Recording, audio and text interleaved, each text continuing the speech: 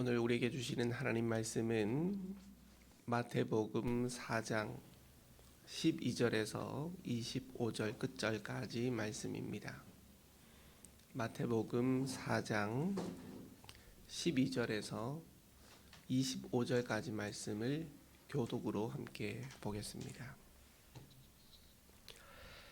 예수께서 요한이 잡혔음을 들으시고 갈릴리로 물러가셨다가 나사렛을 떠나 스불론과 납달리 지경 해변에 있는 가버나움에 가서 사시니 이는 선지자 이사야를 통하여 하신 말씀을 이루려 하심이라. 일러스되 스불론 땅과 납달리 땅과 요단강 저편 해변길과 이방의 갈릴리여, 흑암에 앉은 백성이 큰 빛을 보았고 사망의 땅과 그늘에 앉은 자들에게 빛이 비치었도다 하였느니라.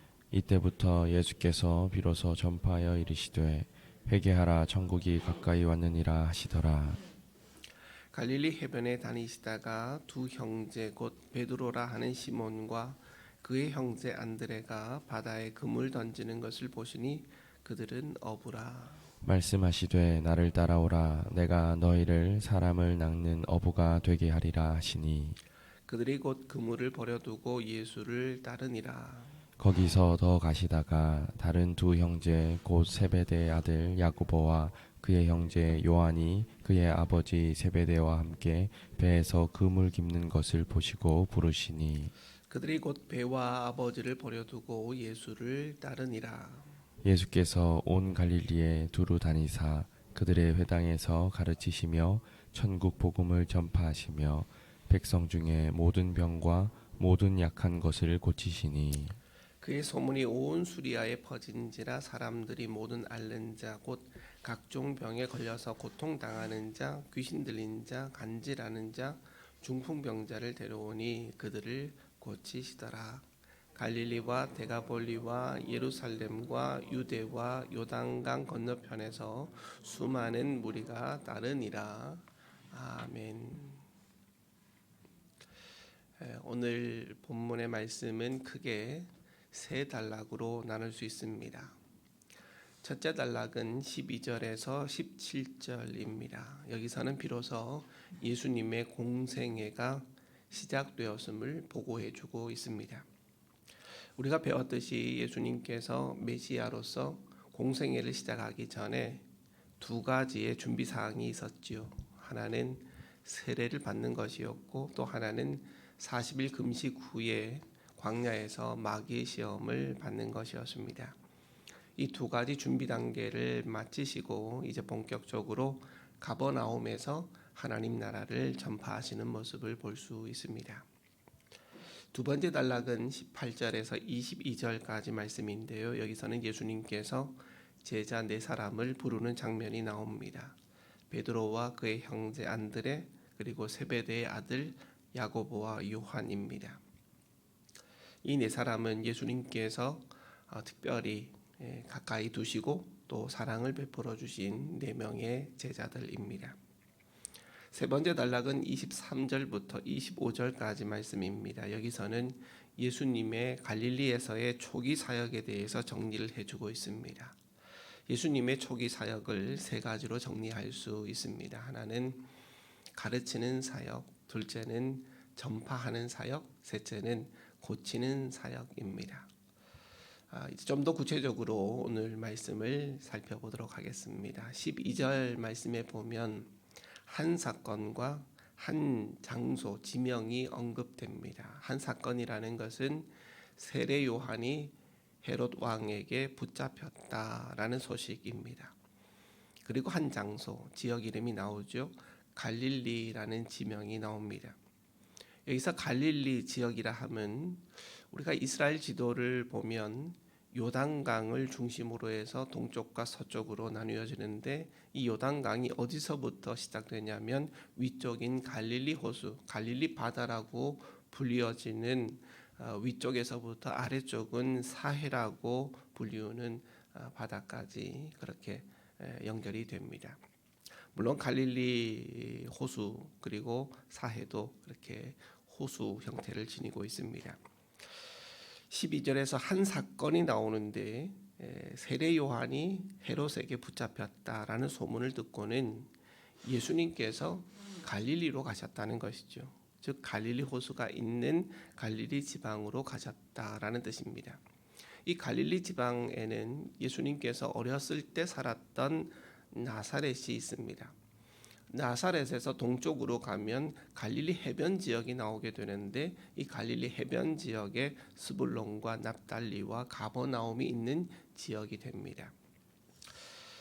그래서 12절과 13절의 말씀을 정리해 보자면 예수님의 이동 경로는 원래 마귀의 시험을 당했을 때는 유대 지역 아래쪽 지역에 계셨는데 요한이 붙잡혔다라는 소식을 듣고는 자신이 어린 시절에 자랐던 위쪽인 나사렛, 그러니까 사마리아 지역의 나사렛으로 가셨다가 동쪽인 갈릴리 해변 지역 가버나움으로 가셨다 하는 겁니다.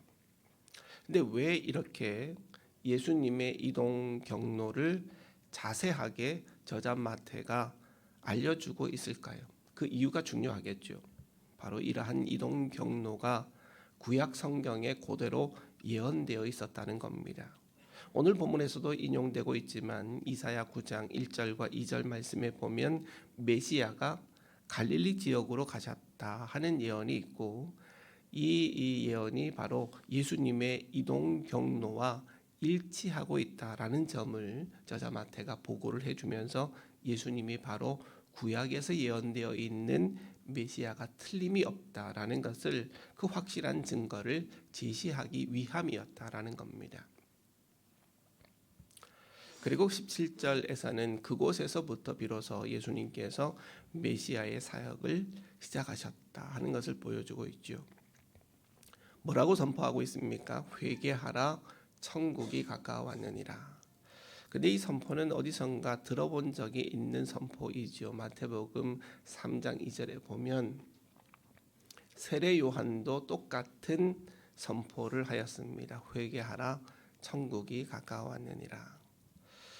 근데 그 의미는 분명 차이가 있습니다. 세례 요한이 선포하는 이 천국이라는 것은 이제 앞으로 올, 그러니까 예수님으로부터 시작될 하나님의 나라를 선포하였다라고 본다면 이 예수님의 선포는 이제 곧 자신으로부터 시작된 하나님의 나라를 선포하고 있다는 것입니다.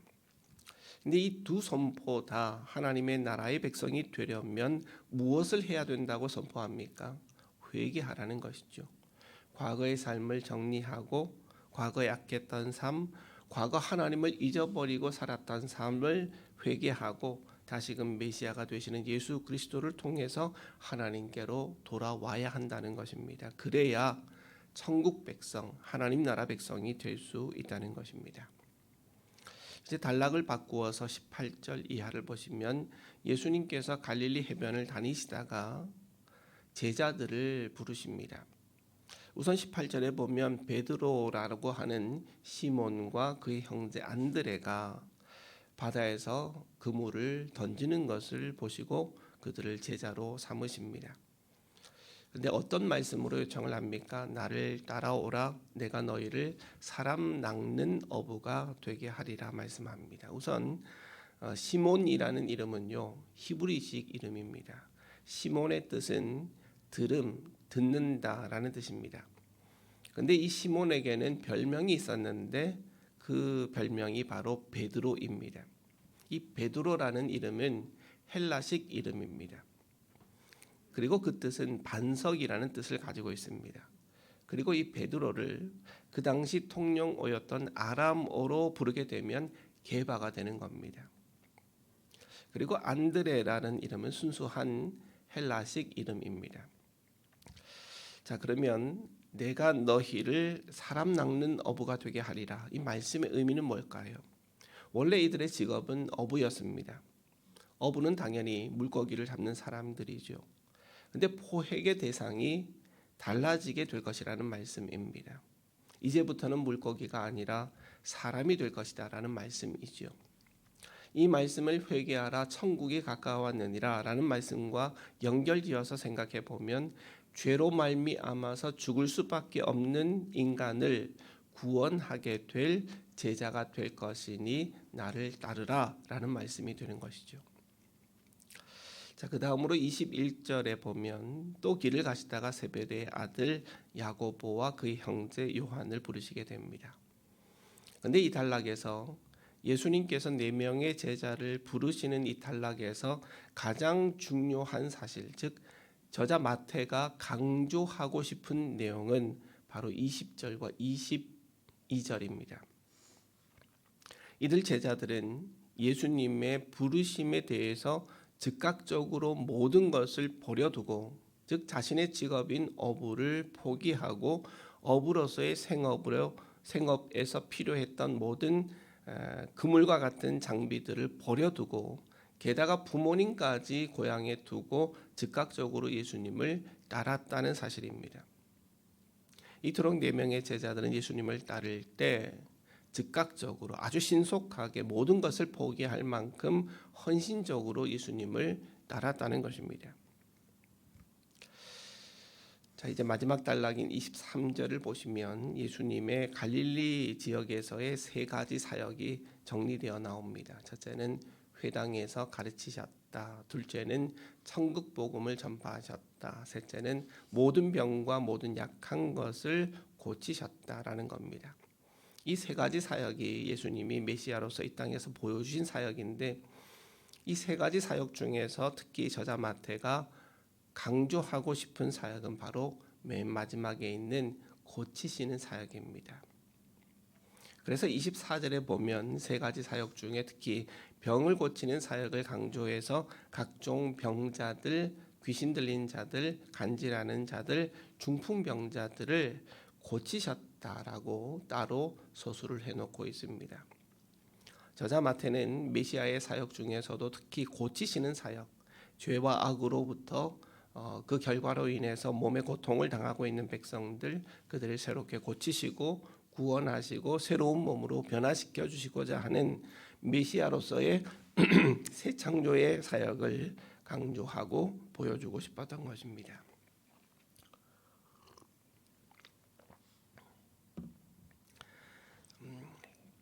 여기까지가 오늘 본문의 말씀인데, 오늘 말씀에서 기도할 제목을 찾아본다면 첫째로 천국 백성, 하나님의 백성이 되려면 우선적으로 회개해야 된다라는 사실입니다. 날마다 회개하면서 주 앞으로 나아갈 때 우리는 하나님의 백성이 될 수 있다는 것이죠.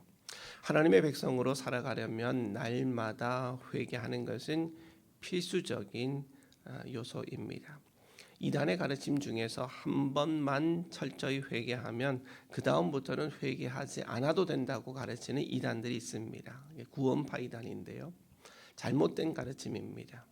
우리는 날마다 매일같이 회개하면서 거룩함의 과정, 다른 말로 하면 성화의 과정을 살아가고 있는 것입니다. 그러므로 오늘 이 새벽에 기도할 것은 우리가 주님을 닮아가려고 살아가는 그러한 노력을 가지고 있지만 그 과정 가운데서도 우리는 늘 죄를 지을 수밖에 없는 연약한 우리의 모습을 솔직히 인정하면서 우리가 짓는 다양한 죄들을 용서해 달라고 기도하면서 주 앞으로 나가기를 바랍니다. 그리고 죄에 대해서 항상 민감하게 살아가는 우리 신앙인들이 되게 해달라고 우리는 기도해야 하겠습니다. 그리고 두 번째 기도 제목은 주님께서 우리를 제자로 부르실 때 오늘 본문에 보면 4명의 제자들은 즉각적으로 머뭇거리지 않고 신속한 자세로 주님의 부르심에 순종하는 것을 우리가 보게 됩니다. 우리도 또한 역시 이러한 자세로 주님을 따라야 되겠다라는 겁니다. 세상의 필요라든지 세상의 가족들까지도 포기하고 주님을 따르는 용기를 달라고 기도해야 할 것입니다. 주님의 제자가 된다는 것은 세상을 포기하는 것입니다. 세상의 것을 포기하는 것을 의미한다는 겁니다. 그래서 세상과 하나님을 섬길 수 없다, 같이 겸하여 섬길 수 없다라는 예수님의 가르침이 있죠. 주님의 제자가 되었다는 것은 이제는 더 이상 세상에 미련을 두어서는 안 된다는 겁니다. 완전히 차원 다른 존재가 되었다는 뜻입니다. 그러므로 기도하기를 이제는 세상의 것에 미련을 두지 않게 해달라고 기도하시고 하나님 나라의 사역을 펼치면서 살아가는 참된 제자의 모습을 지니게 해달라고 우리는 기도해야 되겠습니다. 마지막 세 번째 기도 제목은 예수님의 사역을 보시면 예수님을 찾아오는 모든 사람들을 예수님께서는 고쳐주시고 문제 해결해 주시고 새 사람이 되게 하시고 새로운 존재가 되게 하셨음을 오늘 본문에서 우리는 볼 수 있습니다. 그러므로 오늘 이 새벽에 우리에게 당면한 문제들을 주님 앞으로 가지고 나가는 그런 새벽 제단이 되어야 하겠습니다. 예수님 당시에도 많은 사람들이 문제 해결을 받고자 했죠. 근데 오직 주님께로 나아가는 자들만 고침을 받았다라는 사실이 중요합니다. 오늘 이 새벽에 우리가 가지고 있는 여러 가지 문제들을 용기를 내어서 주님 앞으로 가지고 가는 새벽 제단이 되어야 하겠습니다. 그리하면 우리 주님께서는 2000년 전과 마찬가지로 주 앞으로 나오시는 모든 사람들에게 주님께서 은혜를 베풀어 주실 것입니다. 오늘 이 새벽에도 우리가 가지고 있는 많은 문제들을 해결받는 기도의 응답의 역사가 있는 오늘 이 새벽 제단이 되시기를 진심으로 축원드립니다. 기도하겠습니다. 사랑이 많으신 아버지 하나님 감사합니다. 오늘 이 새벽에도 추운 날씨 가운데도 이 주의를 뚫고 주의 전으로 와서 주님의 말씀을 듣고 또 우리가 기도하는 시간을 가집니다. 하나님께서 우리를 깨워주시고 또 주의 전으로 불러주시고 기도하게 하셨다는 것을 우리는 알고 있습니다. 오늘 말씀을 통해서 우리가 많은 것들을 배우고 공부하게 됩니다. 참으로 천국 백성이 되려면 날마다 회개하며 주 앞으로 나아가야 된다는 사실을 깨달으며 또한 우리의 삶 가운데는 회개에 합당한 열매를 맺어야 함을 깨닫습니다. 날마다 우리의 연약함을 하나님 앞에 호소하면서 하나님께 기도를 올리고 또 회개의 삶을 살아가는 저희가 되게 하여 주시옵소서. 또한 4명의 제자를 불렀을 때 이 4명의 제자는 즉각적으로 주님의 부르심에 순종했던 모든 것들을 보게 됩니다. 뿐만 아니라 자신이 가지고 있었던 모든 세상적인 필요를 다 버려두었다는 것을 우리는 공부하게 됩니다. 주님의 부르심에 우리도 즉각적으로 순종하는 용기를 가지게 하시고 세상의 것들, 특별히 세상의 필요까지도 버릴 수 있는 그러한 용기를 가지고 주님을 따르는 주님의 귀한 사역에 동참하는 우리 덕수의 교우들이 다 되게 하여 주시옵소서. 예수님께 나아가는 자들은 모두 고침을 받고 문제 해결을 받고 새로운 존재가 되었음을 깨닫습니다. 오늘 우리 이 새벽에 주님께서 불러주셔서 우리로 기도하게 하시는데 우리의 기도에 모아는 많은 내용들이 참으로 주님께서 해결해 주시고 또 응답되어 주시고 특별히 병든 자들이 있습니다. 하나님께서 그들의 병들을 알아주시고 또 고쳐주시고 다시 건강할 수 있도록 또 건강을 가지고 주님의 사역에 귀하게 쓰임받을 수 있는 우리 덕수의 교우들이 다 되게 하여 주시옵소서. 이제는 주기도문 하겠습니다. 하늘에 계신 우리 아버지, 아버지의 이름을 거룩하게 하시며 아버지의 나라가 오게 하시며 아버지의 뜻이 하늘에서와 같이 땅에서도 이루어지게 하소서. 오늘 우리에게 일용할 양식을 주시고 우리가 우리에게 잘못한 사람을 용서하여 준 것 같이 우리 죄를 용서하여 주시고 우리를 시험에 빠지지 않게 하시고 악에서 구하소서. 나라와 권능과 영광이 영원히 아버지의 것입니다. 아멘. 네, 오늘 수요일입니다. 주일날 광고를 못했습니다만은 지금 본당에서는 공사를 하고 있습니다. 그래서 잘 마무리가 되면 본당에서 예배를 드릴 수 있지만 그렇지 못하면 오늘 수요 저녁 예배 기도회는 여기서 드려야 됩니다. 그러니까 혹 오늘 오실 때 본당을 확인하시고 본당에서 예배를 드리지 못하면 교육관 1층으로 이동해서 여기서 예배를 드리도록 하겠습니다. 그렇게 이해해 주시고 네, 오늘 말씀 다시 한번 묵상하시면서 오늘 제가 나눠드린 3가지의 기도 제목들 가지고 주님께 또 나아가는 새벽 제단 되시길 바랍니다. 계속해서 기도하도록 하겠습니다.